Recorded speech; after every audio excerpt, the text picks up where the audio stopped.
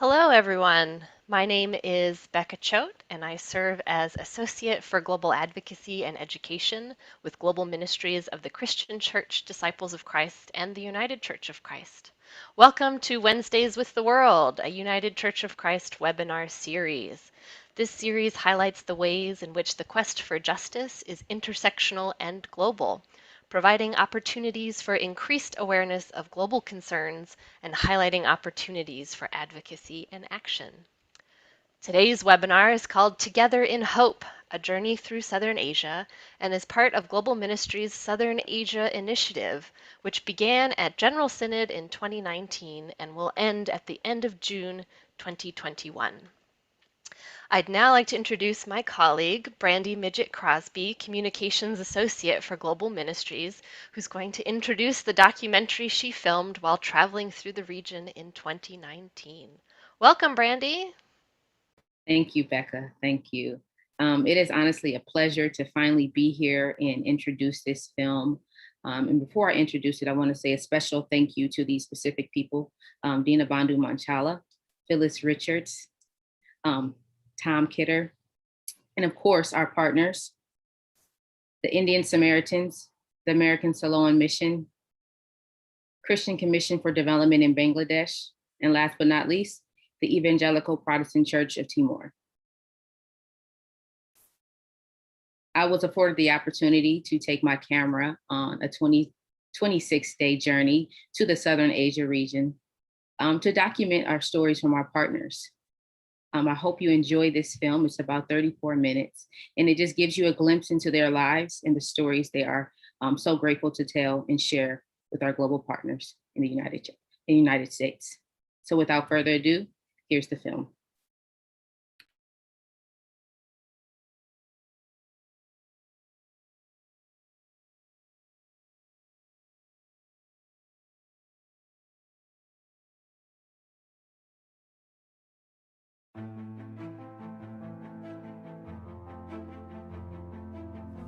Hello, my name is Brande. I work for Global Ministries. Recently, I had the opportunity to go on a pilgrimage to Southern Asia as part of the Global Ministries Southern Asia Initiative. Not everyone is offered this opportunity, so I decided to take my camera with me so you could experience this journey as I did. On this journey, you will meet our global partners and learn more about who they are and the work they do. Thank you for saying yes to God and joining in on this journey. So let's get started. Our first stop is India.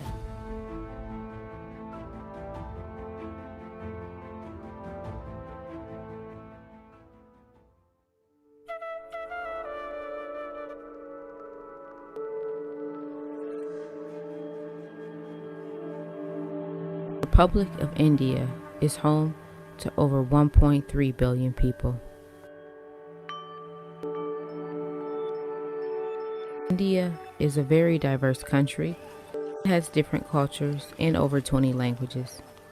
Common religions practiced in India include Hinduism, Islam, Christianity, Sikhism, and Buddhism.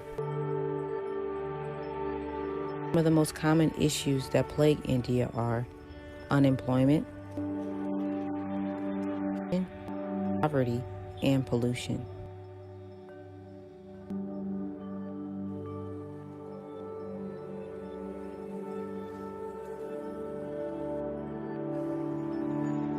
Ministries has 17 partners in India who do a variety of social justice and faith work. Partners include the Center for Social Equity and Inclusion and the Indian Samaritans. One major issue India is facing is a lack of human dignity. This can impact one's educational opportunities, income, health, and so much more.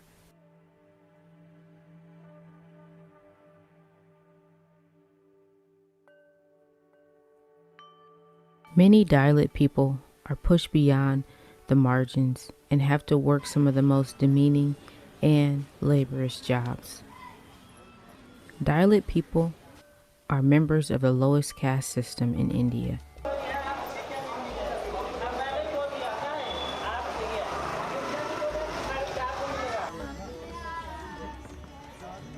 I met some of the most miraculous children who, despite their circumstances, find joy in their communities and everyday lives. These young ladies were so eager to have us meet their friends. Early child marriage in communities like this are heavily encouraged. It was wonderful to see these young girls' families be so invested in the Indian Samaritan program and what it could do for their children.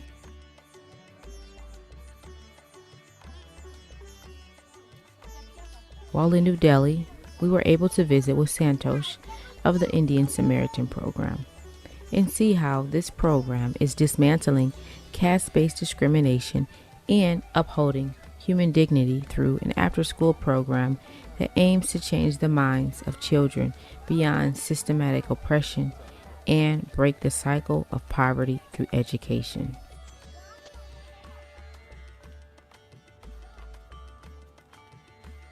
We work with children who are in the first generation in education, and our effort is to make sure that they do not leave the formal education for any reason. Their parents are not in a position to support and guide them in education, so we have kept trained teachers who spend time with them every day and prepare them to go to school. And we do everything to make sure that they do not drop out.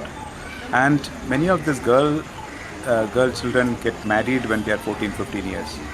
So we have managed to counsel and convince the parents so these girl children continue their education, so they are empowered, and ultimately we want to make sure that the cycle of poverty is broken with the empowerment of these children. Samaritans target the issues of child labor, malnutrition, school dropout rates, child marriage, and discrimination against disabled women and widows. As we journeyed through many slums in India, we were able to see the resiliency of the Dalit and tribal people. It was really hard to leave this place and not feel for the people you encountered. After leaving the Indian Samaritans program, I met up with some of our partners from the Center for Social Equity and Inclusion.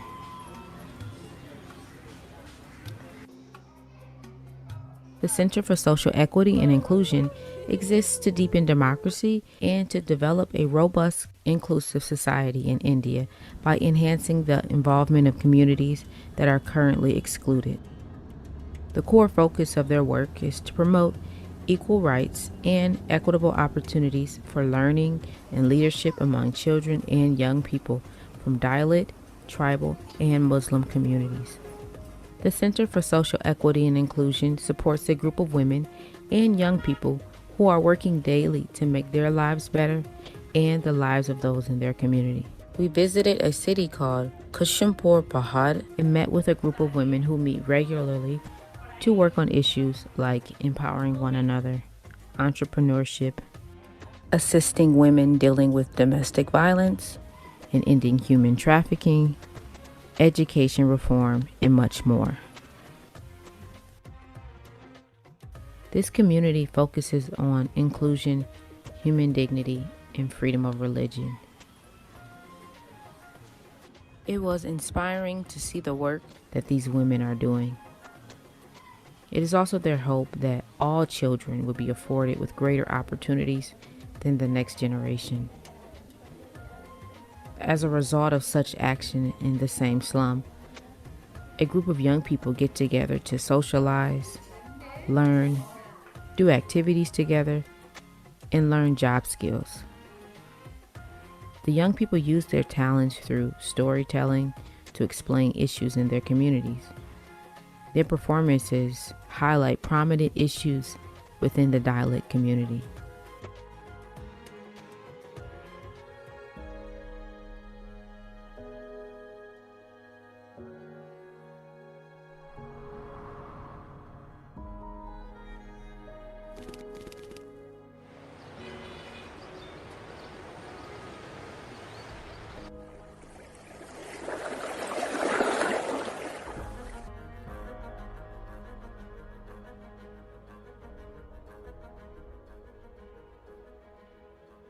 Sri Lanka. Despite being a relatively small island, Sri Lanka is endowed with a diverse collection of landscapes, climates, and natural features. The island is home to many cultures, languages, and ethnicities.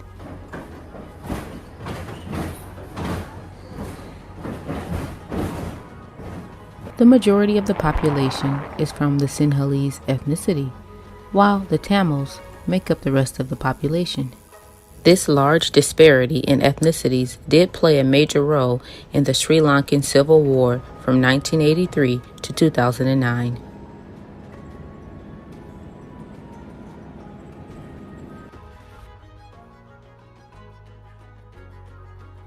Christians are a small minority of about 8% of the total population of Sri Lanka, which is about 22 million people. It's called Sangapati. Yeah, Sangapati area.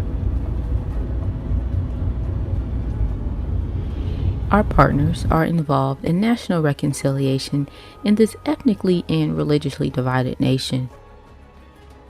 In the midst of civil war, our partners in the Church of Sri Lanka seek to provide community development, interfaith dialogue, relief, and rehabilitation to those affected by the violence.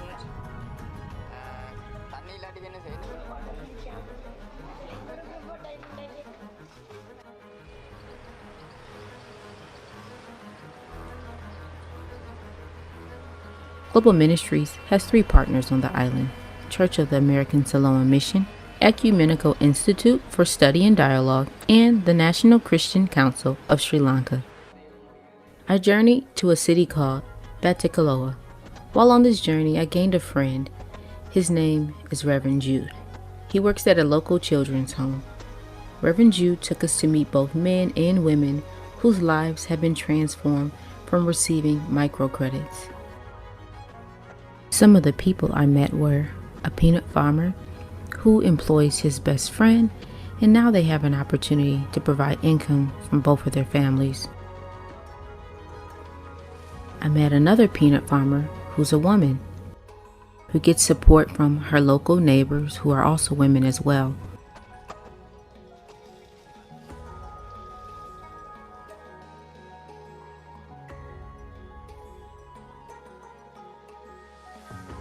I met fishermen who work together to support not only their families, but they work to provide fish to sell for their local community.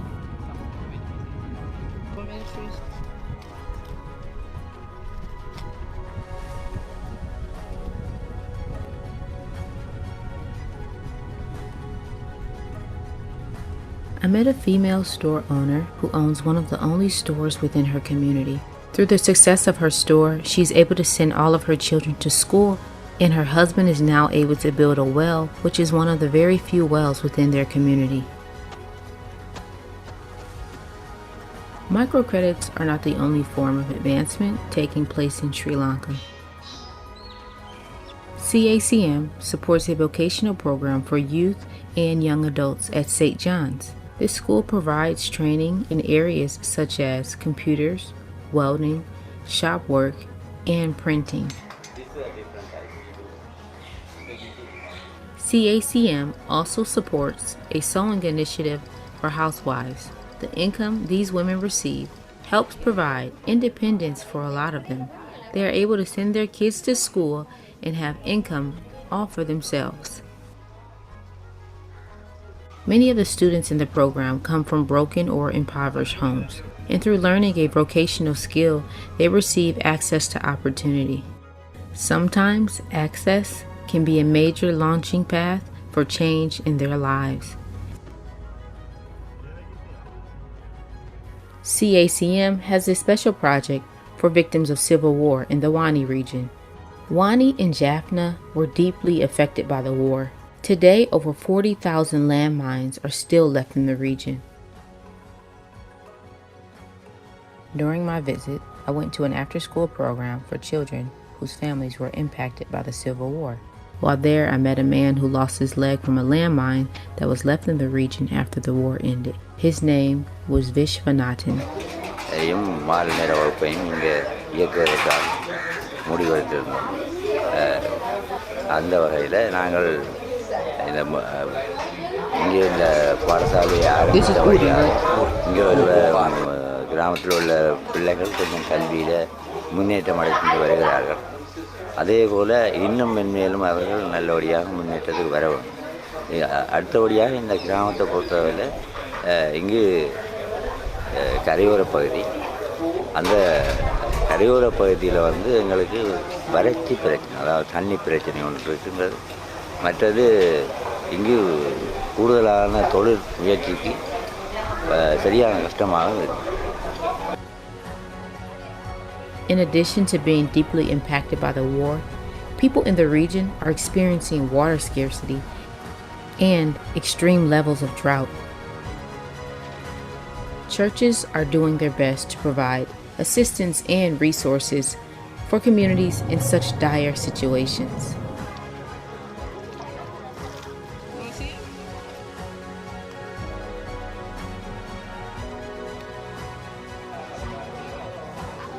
The goal of the Church of the American Salon Mission is to empower children and youth by helping them receive an education and basic human rights.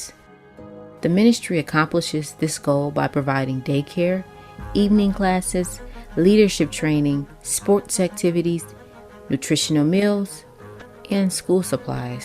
Today we are here with the youth of Brande region CSCM. We have started this camp day before yesterday on Friday. The theme of this camp is towards God justice. We are discussing about God's justice and the injustice, and also the love, compassion, honest, truth, and gender in the justice. So we start this camp every day in the morning around 7:30, and we have Bible study. Then evening also we have Bible study. We reflect on biblically God's justice. In between we have a secular studies regarding the justice. Then afternoon this youth they do a presentation connecting the secular justice and the biblical justice as a drama or songs, anything. When we visited a preschool program, I was able to see how the support of Global Ministries goes beyond providing resources for educational needs, but the support helps provide children with nutritional needs as well. In some cases, the meals these children eat while at school are their only meals they'll have throughout the day. As I thought about my experience in Sri Lanka, I remembered what Vishwanathan said. He saw the work that the church was doing, and then he was able to hear the gospel. Keep us in your prayer every Sunday, or whenever you come together, remember us and keep us in your prayer. Ask God to give us strength to stand for justice for this Tamil community. Because I always think the money and other things are secondary. We want strength to stand. You know that power. Actually, I ask all my friends in USA, especially in UCC, whenever you come together, remember Church of the American Salon Mission and Tamil people in your prayer, and ask God, Lord, give them strength because whenever we feel, oh, how much we lost.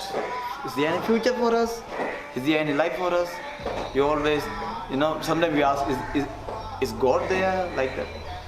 So we ask our friends to keep us in their prayer, not to lose our faith, but to stand for the justice. Second, we expect our support to develop these young people. The one generation, they spend nearly more than 30 years of war. We spend our much time in the displacement, running here and there, spending time in the refugee camp. Even when they went to school, they spend their time in the bunker. So we expect, especially UCC and Global Ministry, to support our youth programs and children ministry. So that would be great helpful for us to develop this young generation. If you use this young generation, there's no future for them.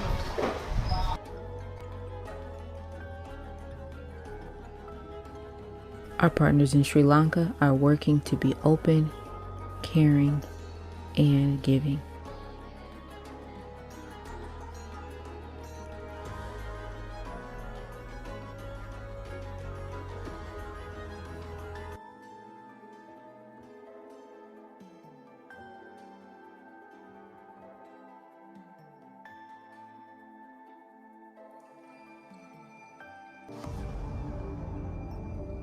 Bangladesh is a predominantly Muslim country.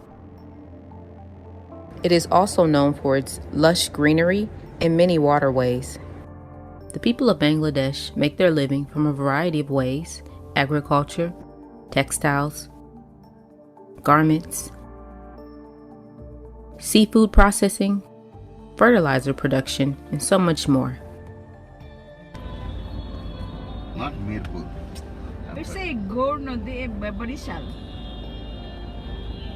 Many of the people are landless and are forced to live on and cultivate flood-prone land. Periodic severe flooding during monsoons has grown due to global warming. Climate change and severe issues impact the lives and livelihoods of Bangladeshi people. We have two partners in Bangladesh: the Christian Commission for Development in Bangladesh and the Church of Bangladesh, who are working to help the lives of Bangladeshi people. As we traveled with our partner, the Christian Commission for Development, we were able to visit two very important programs that deal with climate change and poverty reduction.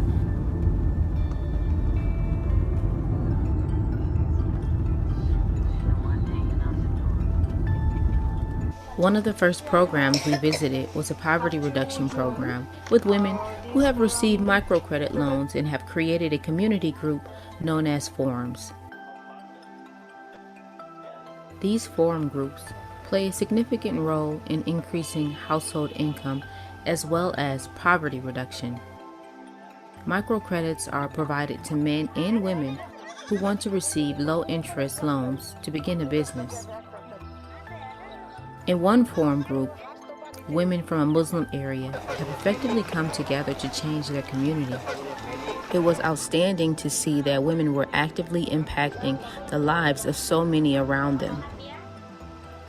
Women are able to send their children to school, sell milk and other products at fair bulk value that allows for a greater return on their investments. Working together has proven to be a big benefit for these women. The women pay a monthly fee, which allows them to do community activism and development. Women make up 49% of the population in Bangladesh, but don't have access to electricity and clean cooking. CCDB has introduced a low-cost, agro-friendly cook stove. We met some amazing women who felt empowered by using this cook stove. One in particular is Mankihushi Halder. She's been using the Aka stove for years. It's the agro-friendly cook stove. She received a microloan many years ago, and through that loan, made many assets that have grown beyond her imagination. She now has a pond, a grocery store, and raises livestock. In 2000, she became a member of a forum group. She first took out a loan to rent a grocery store and now owns that grocery store in front of her house. She received another loan to purchase a cow. With maintaining the shop and her livestock, she was able to take out another loan to buy land and build a house and cultivate on that land. Her house was actually built out of agro-friendly material. She really believes in taking care of the environment. One of her businesses is actually composting. Monkashi has over 60 clay pots where she puts about 200 kilograms of compost and sells it to other organic farmers. Okay. Yes. This is called matcha. Yeah, matcha tea.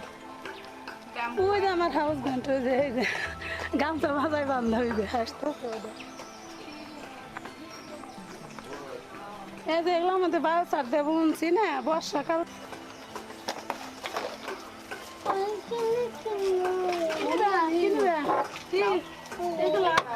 She hopes to continue to grow her business and support her family and community.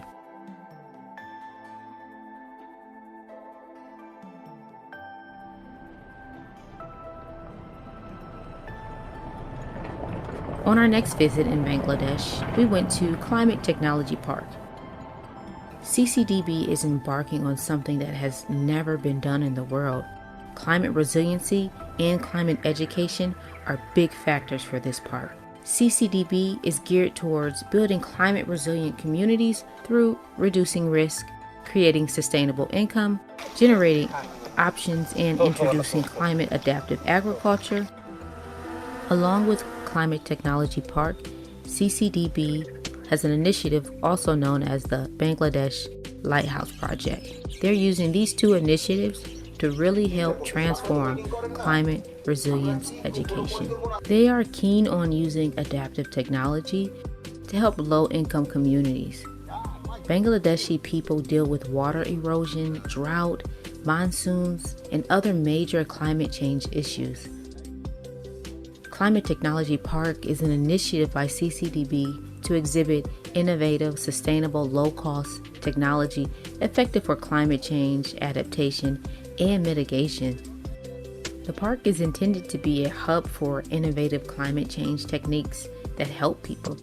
Climate Technology Park showed us new techniques and resources that are actually helping people right now. Local farmers and fishers now have new resources to help them adapt to ever-changing forces in nature.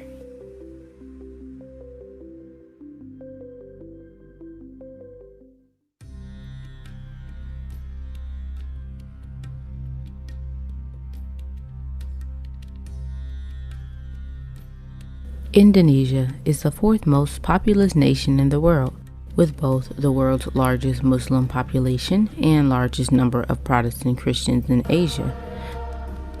The Evangelical Church of West Timor, also known as GEMIT, is building bridges among Christians in the region. By creating programs that combat human trafficking, climate change, drought, agriculture, health education regarding HIV and AIDS, and school reform. Migration and human trafficking are among the larger issues that Indonesia is facing. In West Timor, villages are losing people due to migration and trafficking every day.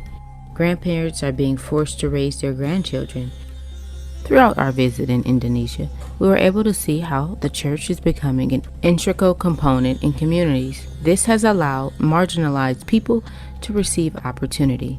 When I exited the plane, I saw enormous amounts of caskets arriving and leaving the airport. I soon realized that the caskets were bodies of people who were trafficked or who had migrated. Global Ministries partner, the Evangelical Church of West Timor, also known as GEMIT, is working to combat migration and human trafficking by supporting local business owners who have created programs that empower and employ low-income women as seamstresses and store workers at a local clothing store. We visited Reverend Evie's art and clothing store. While there, I was able to meet so many of her employees whose lives have been changed by working at her store. Another way that GEMIT is trying to slow down migration is by helping local farmers develop and sell their produce. The program has impacted so many people. For example, I met a young man who goes by the name Captain. He migrated and began working as a fisherman on a boat that traveled around the islands of Indonesia. Captain unfortunately got sick and had to return home when doctors were unable to help him. Captain believes his faith in God has healed him, so he decided to stay home and cultivate his family's land. Captain's best friend decided to return back to West Timor to help him cultivate his land. So many people on the island of West Timor are not thriving as farmers. So, Captain decided to get connected with someone from his church and began working with the Compostani program, which stands for Pastors Who Like to Farm. This Gamit program has shown Captain how to grow and sell his produce.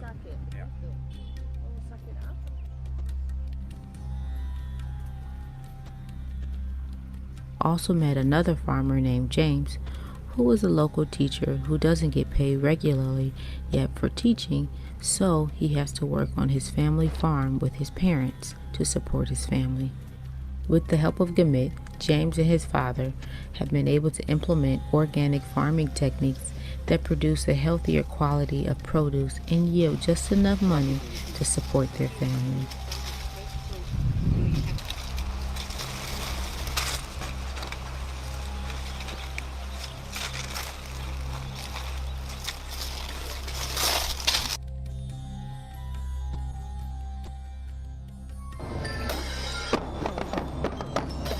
One of the most effective ways in which Gamit is trying to change the lure of migration is through educating children.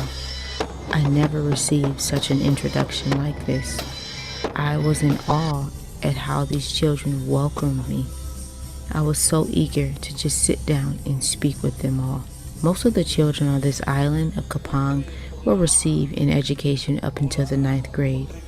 Their educational system is fairly poor. Gamit hopes that by supporting Christian schools, they will be able to inspire children to achieve more than the last generation. Education is a great component in helping to inspire and change the minds of generations.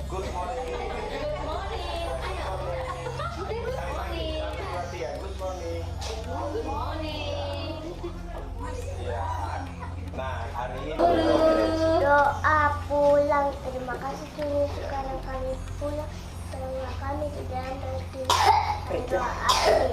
Amin.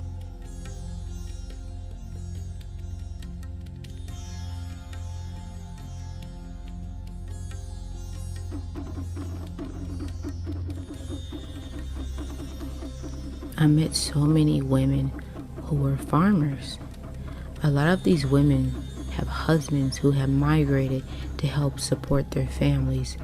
But unfortunately, a lot of their husbands don't return or don't send enough money back to help support their families. So these women have gotten together to become farmers and support one another.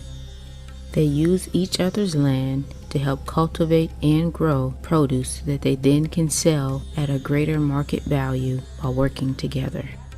Gamit is working to provide education to local villages who are at a higher risk of experiencing large amounts of migration. It is the hope of Gamit that through agriculture and economic programming, more people will remain on this island and will be able to have sufficient income so that the need to migrate will no longer exist. Gamit is also working to provide education for these at-risk people about the signs of trafficking.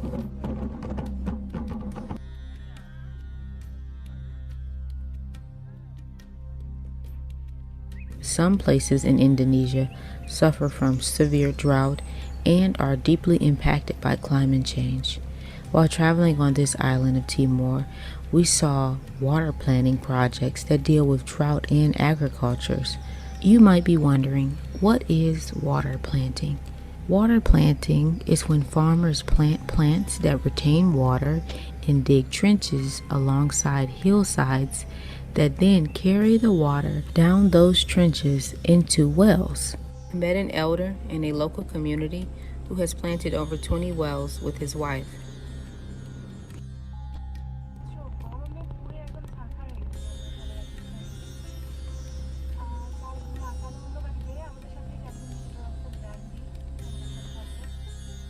I've met so many amazing people. Their smiles and their faces will forever be imparted in my mind. It is my hope and prayer that we all will continue to walk together in hope.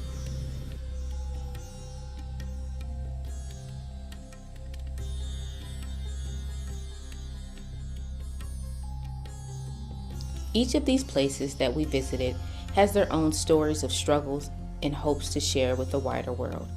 Despite limitations and differences, churches within these regions work to respond together whenever possible to human need and suffering, and to uphold the cause of justice, peace, and human dignity in partnership with others, including people of other living faith and people movements. Thanks for being willing to go on this pilgrimage with me. I expect that some of the things you have seen and heard will stick with you for a long time. Please take some time to process, reflect, and consider next steps. We at Global Ministries look forward to walking with you as you determine the ways in which you would like to connect with the ministries of partners in Southern Asia and around the world. We look forward to hearing from you soon.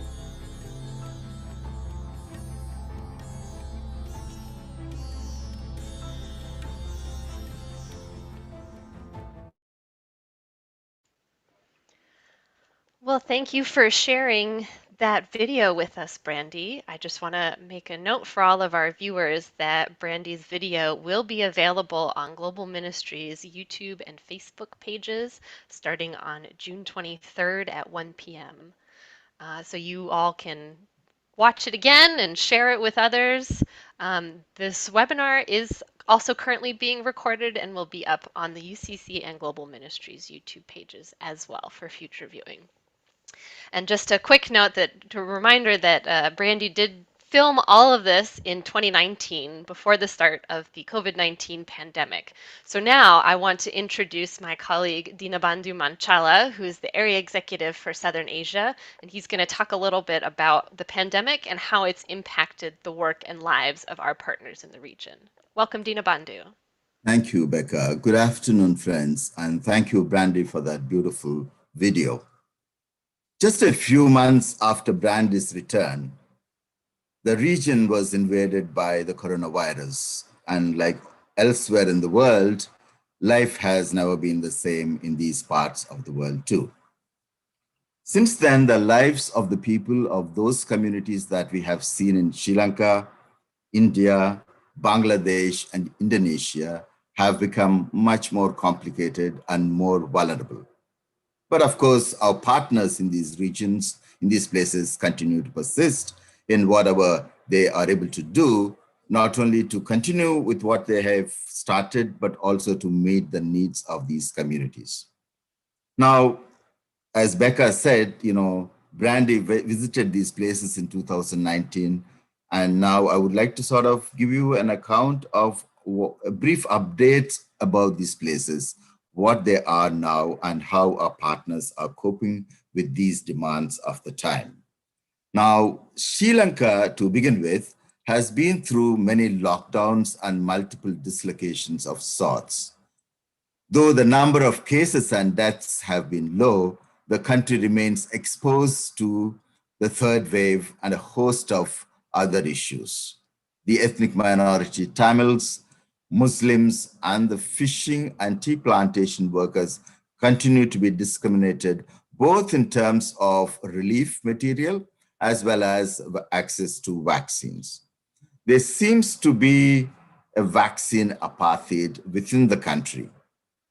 Only the predominantly Sinhalese Buddhist parts are going through a rapid vaccination drive, but a vaccination process has been slow and sporadic in the north and eastern parts of the country. Only about 2.8% of the population have been vaccinated, fully vaccinated of date. Global Ministries partner, Church of American Ceylon Mission, continues to reach out to these communities, offering dry rations as well as medical supplies. Some of this work is also done in collaboration with Muslim and Hindu groups. The interesting thing is that interfaith collaboration in meeting human need is certainly liberative to religions and religious communities as they affirm their common vocation of affirming and protecting life. And this is the message that we get from Sri Lanka. India has just been through a deadly third wave that saw hundreds and thousands of people dying every day for a full month. We have seen all of it on the television. The city of Delhi, where Brande visited, is slowly limping back to normalcy.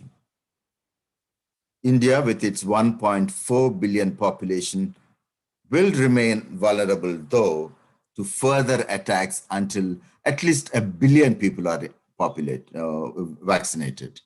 But that would be almost a year to reach that stage. Right now, but only about 3.6% of the people of the population of India are fully vaccinated. Meanwhile, our partners, Indian Samaritans and the Center for Social Equity and Inclusion, both based in Delhi, continue to be engaged with the communities in Kirby Place that we have seen and Kusumpur Pahad. Most of these families are daily wage workers without any legal residential status. Therefore, they do not have access to whatever government provides. However, our partners, Center for Social Equity and Inclusion and Indian Samaritan, continue to assist and accompany these two communities. Now let's go to Bangladesh. The situation in Bangladesh that we got to see in this documentary is much the same as in India and Sri Lanka. There again, only 2.6% of the population are vaccinated. It is not just COVID alone, but the continuing impact of climate change further complicates the lives and adds more challenges to these communities. Remoteness, lack of work and access to relief and medical supplies are the common and also the serious problems for these communities. Our partner, Christian Commission for Development in Bangladesh, continues to reach out to these communities in the remote coastal districts of Bangladesh with relief and medical supplies. And now, lastly, let's go to Indonesia. Indonesia is the largest archipelago in the world. It consists of 5 major islands and about 30 smaller groups of islands. And there are a total number of 17,500 islands in Indonesia. So you can imagine the extent of area that needs to be covered as part of any relief efforts.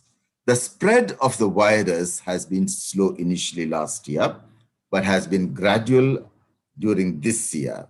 1 year on, it seems to be spreading rapidly now.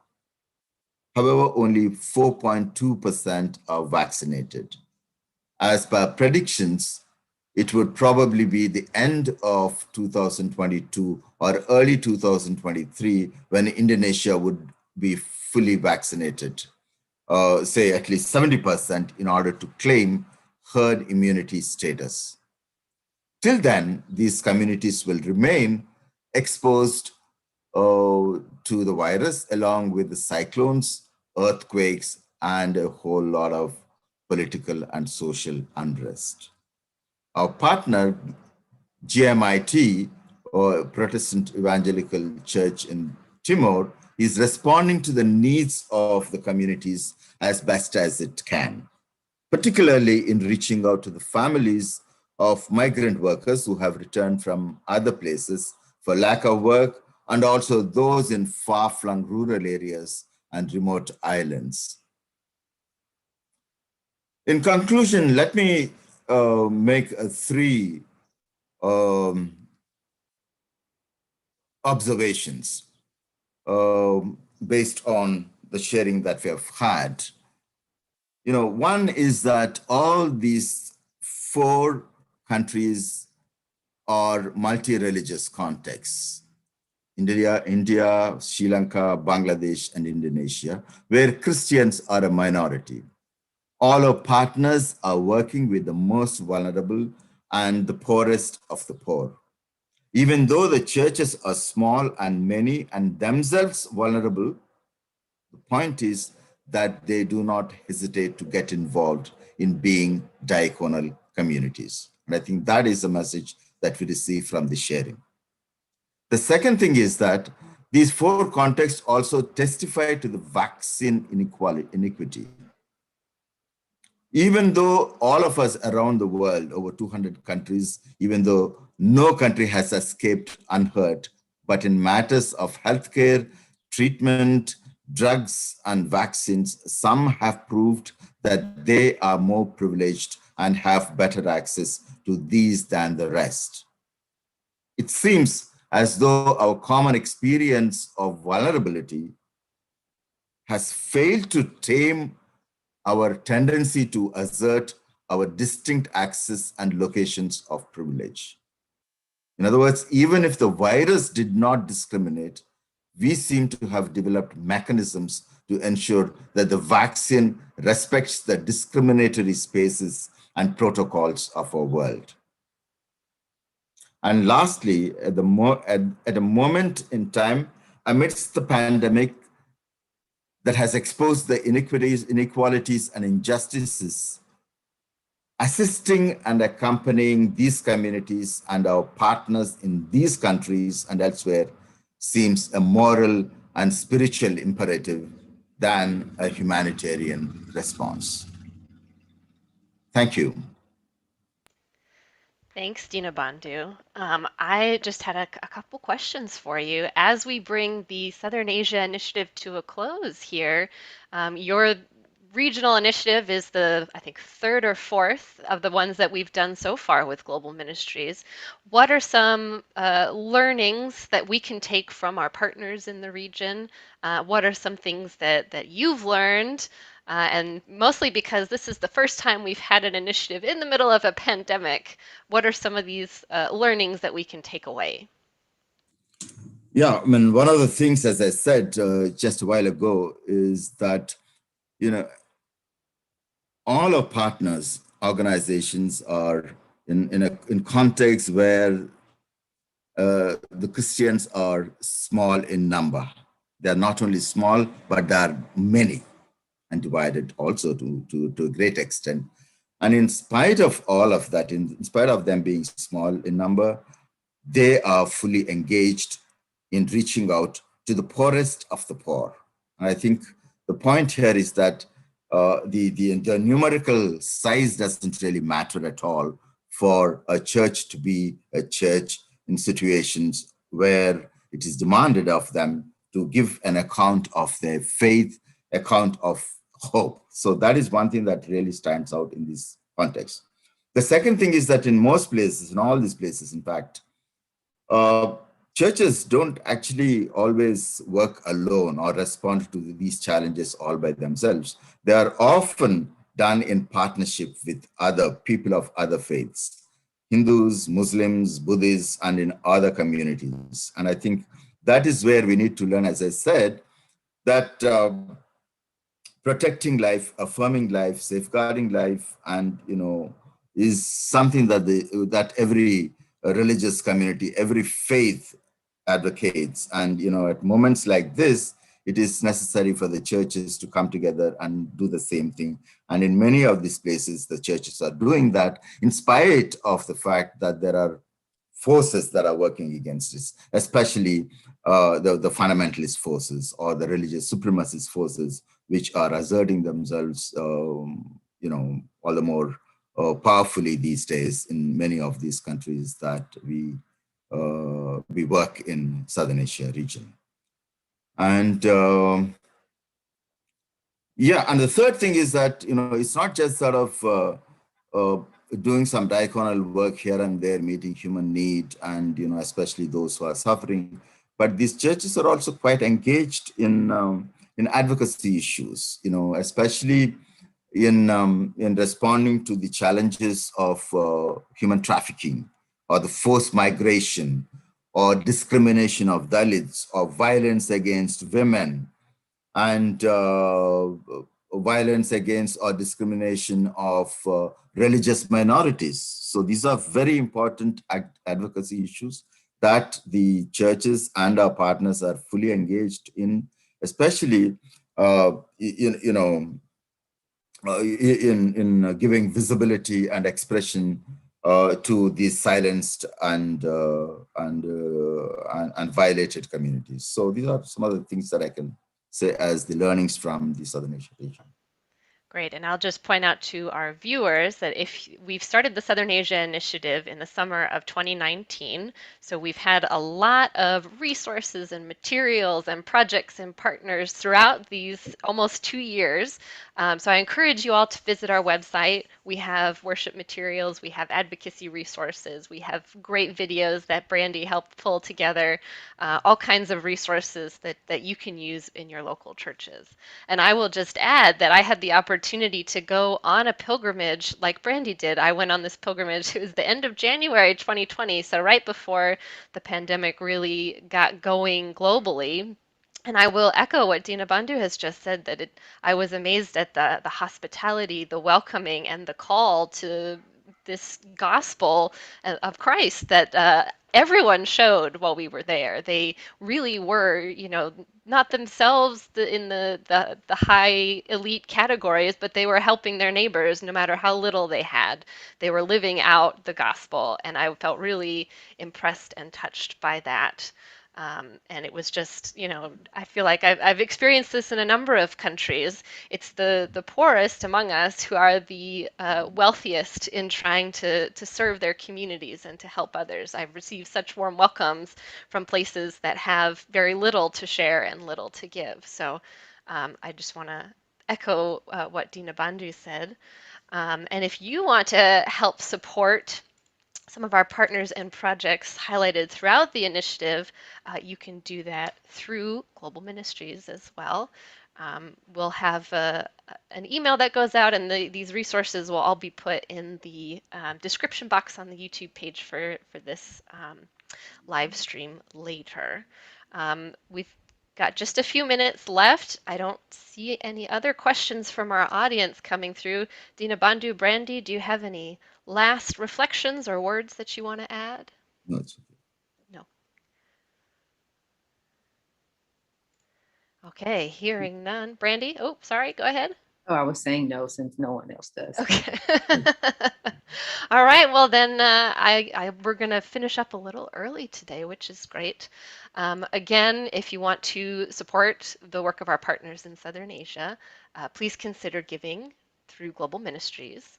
And then our next webinar in the Wednesdays with the World series will be on Wednesday, June 30th at 2 p.m. Eastern.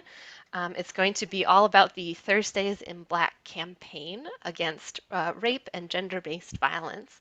So come join us then to hear a little bit about the campaign, about how the United Church of Christ is involved in it, and ways that you can support it. So with that being said, Deenabandhu, will you please close us in prayer? I will. Let's pray.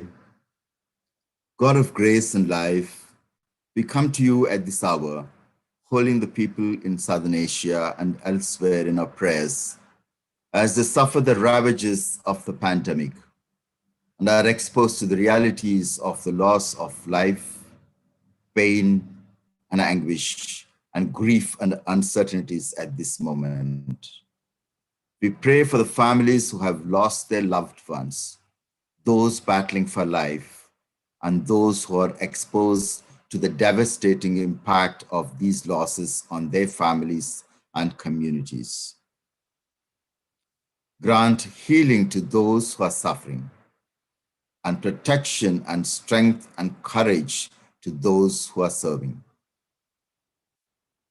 God, we do not ask you to take us back soon to our familiar world, but to accompany us and help us accompany one another as we walk through this unknown and frightful path. Help us to discern the mystery of this phenomenon and to look for your new signposts, that we may walk on the paths that take us to new realities that ensure life with justice and dignity for all. This we ask in the name of Christ. Amen.